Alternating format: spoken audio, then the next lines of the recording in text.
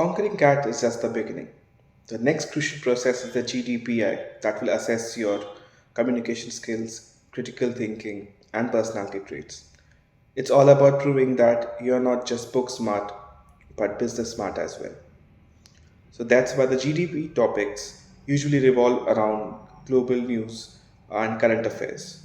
So stay updated on the latest news and happenings around the world, right? You need to be able to provide valuable insights during the discussion that can help you to set yourself apart from the crowd.